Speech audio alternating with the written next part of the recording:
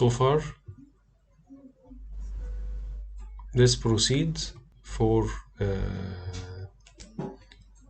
here. Let us focus in this 10 minutes on Hamilton Jacobi equation.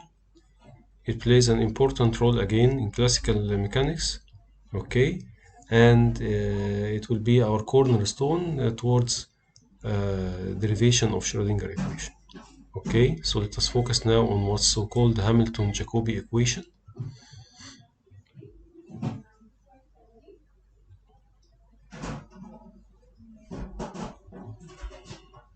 Before getting into the Hamilton Jacobi equation, we need to revise quickly this what's so-called the action S.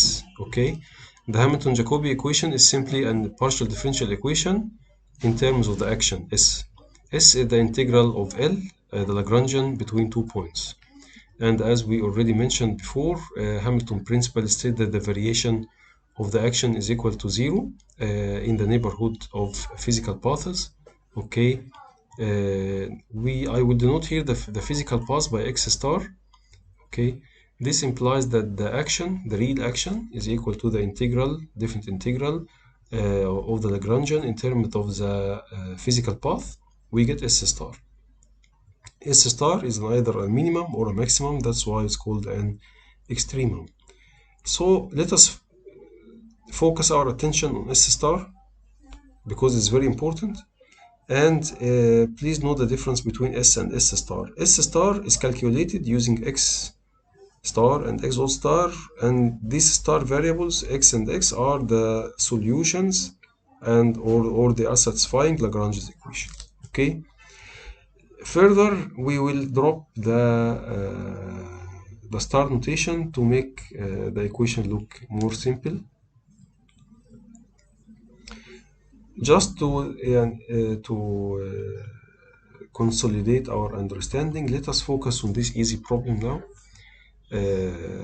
Suppose that this is S. Again, it's a definite integral. The question is, S of course is not a constant. In fact, it depends. We can regard it as if S, it depends on the end point, and the starting point can be regarded as parameters. Okay. For example, for the projectile is thrown from one point to another.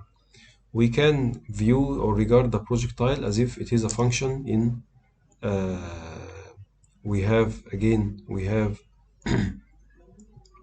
our parameters here are Vx node, Vy node, and time, or the parameters are the initial point, which is x1, y1, and t1. Okay, the set of Vx node, Vy node is equivalent to x, y, and t. Shortly, what I would like to emphasize here that the action will be a function in the endpoint given x1, y1, and t1. You can pause here a little and try to focus and try to understand what's being written.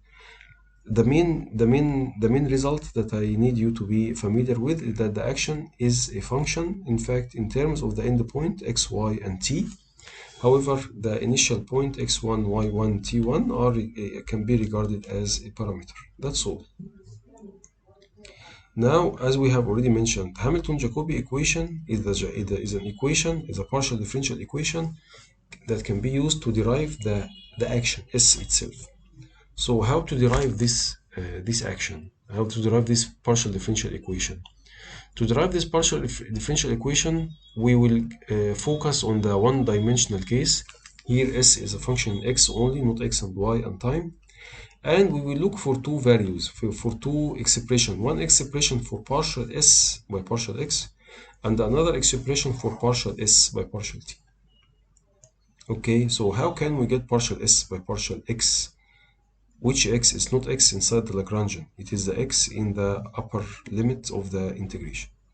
Okay, it's somehow very, it's not a straightforward task. However, we will do it based on the calculus of variations again. Fine. How can we do it? We will just get the variation of S. So we will write this expression as S plus delta S is equal to T1, the same integral. However, we will make a variation here for delta x and a variation for x dot. We can proceed similar to what we have done using Taylor expansion. This in terms of these small variables or small quantities delta x and delta x dot, we can expand this term as shown around delta x equal to 0 and delta x dot equal to 0. And again, we will integrate this term partial L by partial x dot delta x dot by parts. We will get this expression. And of course, for this green one and this cyan, they can be collected together, as you can see. And the reason for the collection is that we would like to take delta x as a common factor. Now, pause a little.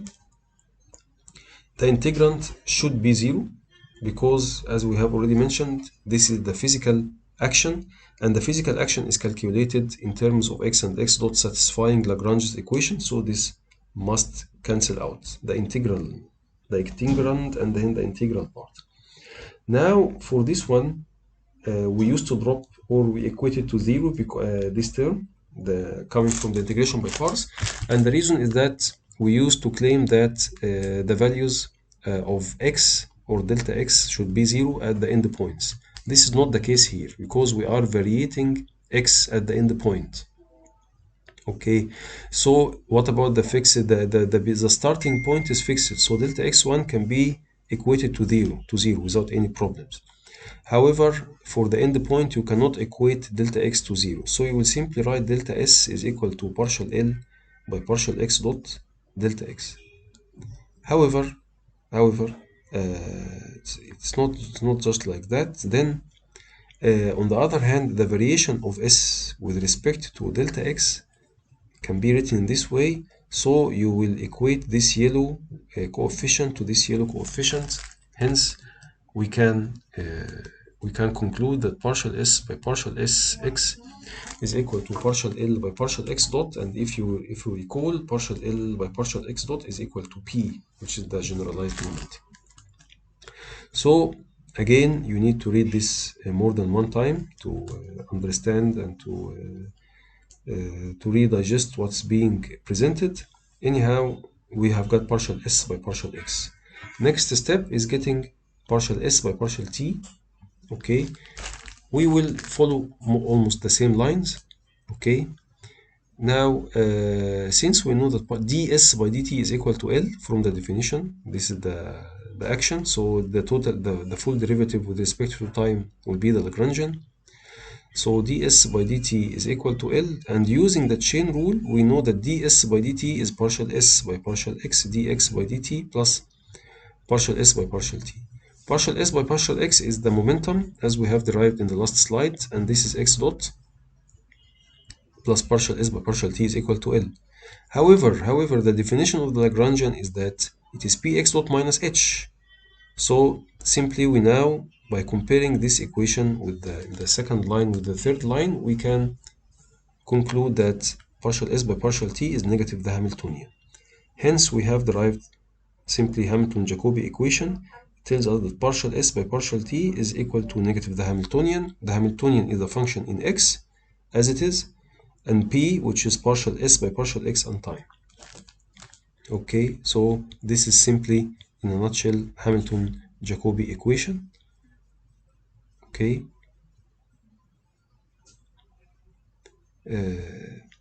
let us try to consolidate our understanding again by a very simple example. Consider a particle moving in one dimension under the effect of a general potential V of x. Okay, it's like a fundamental equation right now because this is this case describes a fundamental particle. So in this case, the Lagrangian will be equal to the t minus v. T is equal to half mx dot squared minus the potential energy, which is v of x. The definition of P is partial L by partial x dot, nothing new, is equal to mx dot. Why? Because you will get this one for the Lagrangian partial L by partial x dot, you will get this expression. The definition of the Hamiltonian, it is px dot, so it will be mx dot squared minus the Lagrangian, so minus half mx dot squared plus v of x, because negative is a plus, so we will get p squared over 2m plus v is equal to e. which is a constant. Okay, why the Hamiltonian here is a constant? As we have already mentioned, since the Lagrangian does not depend explicitly on time, then the Hamiltonian will be a constant. Okay, that's again re-explained here in this fourth line. So what we get is the following: partial s by partial t is equal to negative the Hamiltonian, which is equal to an E, which is constant, which is the total energy. Okay, if we remove P and write it instead in terms of partial S by partial X, 1 over 2m, we will get E equal 1 over 2m partial S by partial X squared plus V of X. Just now, solve this equation for partial S by partial X. We will get partial S by partial X equals square root of 2m E minus V. And this have been written in 1D, so it can be generalized in 2D and even 3D as follows: partial s by partial s x, and squaring both sides will be the gradient of s the whole squared equal to me minus v of x and y. Okay, so this is Hamilton Jacobi equation. We have derived it in many forms. The general form is partial s by partial t equal negative the Hamiltonian. Okay, this is the general form, but for the specific case or the special case that we have used here, we get it in a very simple way. For a conservative field, it is, you can call it the steady Hamilton Jacobi equation.